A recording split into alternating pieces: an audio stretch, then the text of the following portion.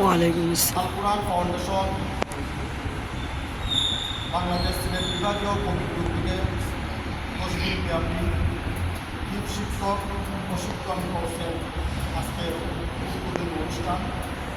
আজকে আমাদের উদ্বোধনী অনুষ্ঠানের সভাপতিত্ব করবেন আমাদের সকলের সুপরিচিত সিলেট বিভাগীয় কমিটির সম্মানিত সভাপতি মহোদয় উস্তাদ মুফাস হাফিজ বারি গোলাম ফিরোজ আসেন।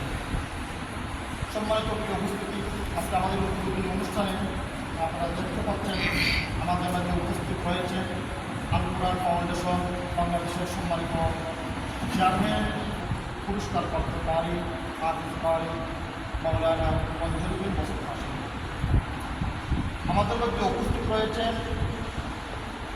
আজকের ব্যক্তিত্ব কারি মৌলানা হিফজুর রহমান সাহেব।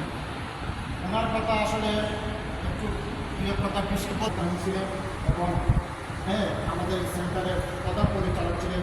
আমাদের আজকের যে সেন্টারের সহকারী পরিচালক হিসাবে আছে আবার শামসুল ইসলাম সাহেব,